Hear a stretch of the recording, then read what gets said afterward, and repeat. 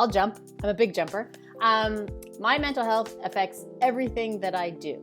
I can speak about last week was a particularly not awesome week for me. I have a little prop, friends. I have a journal that I write in, and I have the sad face here. And the writing on top of it says, Haagen-Dazs was supposed to help. And I had a tub of coffee-flavored Haagen-Dazs last week just because it was just one of those weeks where things just didn't go right. Things were hard at school. Things were hard with my own kids. And, I blew up a little bit at my own children, which is never nice. But it really affected me because I just couldn't keep my own self together. And so really talking to my therapist helps a lot. Writing stuff down in my journal helps a lot. I rely a lot on my friends, my RSGC family friends, who I have them on a little text chat, and I just send out it's almost like a little SOS. And going to bed at night, having read some of the comments on the text just makes you feel a little bit better because you know that you're not alone.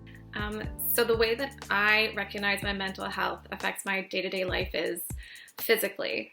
So I really feel things in my body, and that's also a way that I notice also when my mental health isn't good, because sometimes I'm rushing through my day and I'm not recognizing where my head is at, but I can feel it in my body. And so that could be how my body is tired or sluggish, or how all I want to do is eat a whole bag of chips.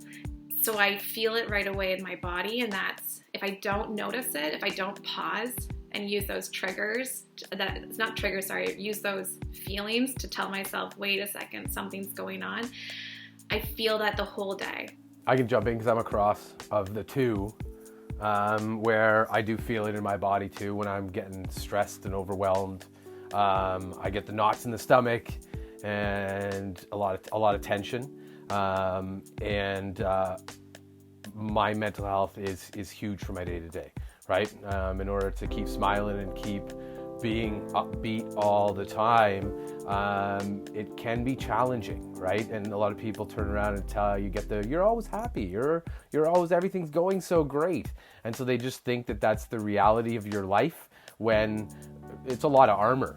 I get a lot of energy from my kids and my family when I bring positive energy. And I find with my students, when I show up and I'm ready, I'm in a good mood, I can put other kids in a good mood, and then I feed off of that, and they're happy and joking, and then I'm like, this is awesome, this is like fun. And it just kind of like spirals up as opposed to spiraling down.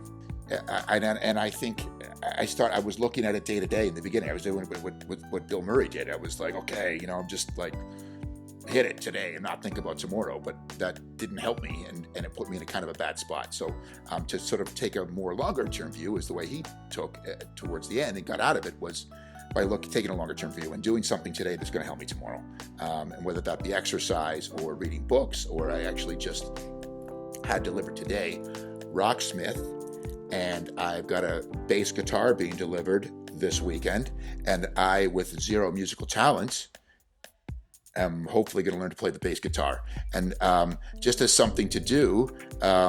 That let's not get too anxious about this. So that I will not be participating in any upcoming hidden gems talent shows or anything. But it's just something that I can start to build on things, to do something.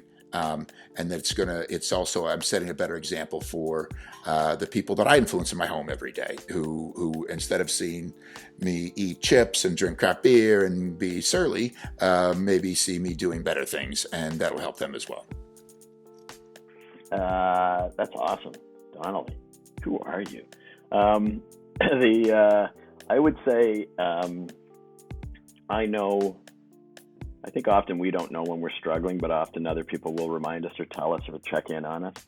I know when I'm struggling or a little low, because I can be challenged to get things done. I can be challenged to attend to things through sort of completion, and sometimes can get stuck. Sometimes I can get stuck getting out of bed in the morning. I can get stuck getting the day started. And I think the other piece of that I always struggle with is I lose perspective on what's a big problem, what's a medium problem, what's probably a pretty easy problem. And they all seem to take on the same weight of an enormous problem. And then that also feeds and I'm probably not able to fix this.